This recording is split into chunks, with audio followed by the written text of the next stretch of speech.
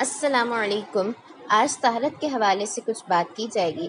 طہارت کا معنی ہے پاکیزگی حاصل کرنا، اور یہاں پر کون سی طہارت مراد ہے؟ یہاں پر وضو اور غسل مراد ہیں۔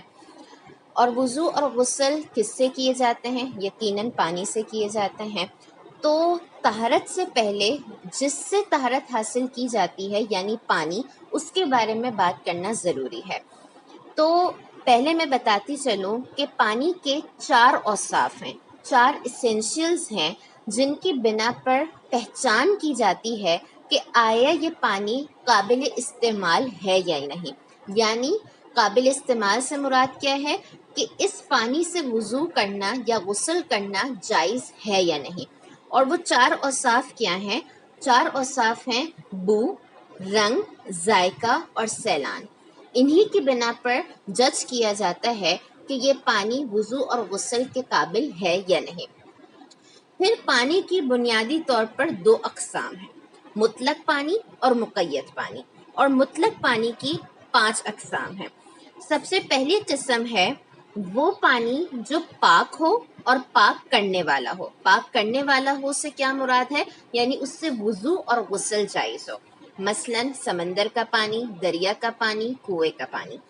دوسری قسم ہے مطلق پانی کی، وہ پانی جو پاک تو ہو مگر پاک کرنے والا نہ ہو، یعنی اس سے وضو اور غسل کرنا جائز نہ ہو، اور وہ پانی ہے مستعمل پانی۔ اور مستعمل پانی کی تعریف ہے وہ پانی جو انسان کے جسم سے ٹپکے یا انسان کے جسم سے گرے، تو اس سے وضو یا غسل کرنا جائز نہیں ہے، البتہ دیگر طہارت یعنی استنجا وغیرہ حاصل کر سکتے ہیں۔ تیسری مطلق پانی کی مثال ہے وہ پانی جو پاک ہے اور پاک کرنے والا ہے مگر مکروہ ہے، جیسے کہ بلی کا پانی۔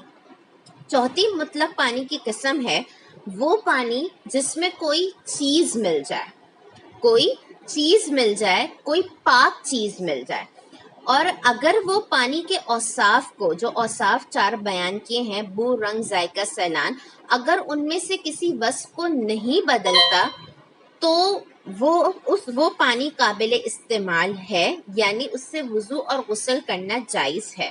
اور اگر وہ پانی کے وصف کو بدل دیتا ہے تو اس سے وضو یا غسل کرنا جائز نہیں ہوگا، جیسے کہ پتے، اگر پتے پانی میں مل جائیں تو اس سے پانی کا کوئی بھی وصف نہیں بدلتا، لہٰذا اس سے پاکیزگی حاصل کرنا جائز ہے۔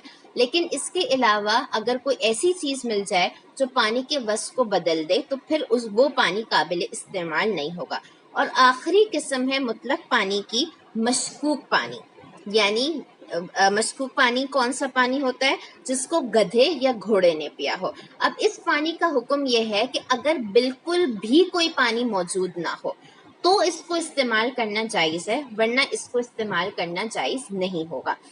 پھر پانی کی جو دوسری قسم ہے مقید پانی، تو مقید پانی وہ پانی ہوتا ہے جو قدرتی طور پر مقید ہو اور اسے پانی نہ کہا جا سکے، جیسے کہ شربت ہے، جوس وغیرہ ہوتا ہے، تو ان پر پانی کا اطلاق نہیں ہوتا ہے، اسی وجہ سے مقید پانی سے پاکیزگی یعنی وضو اور غسل کر نہیں سکتے۔ ہاں اگر کوئی دیگر طہارت ہے جیسے استنجا وغیرہ تو وہ حاصل کر سکتے ہیں۔ واللہ اعلم ورسولہ اعلم۔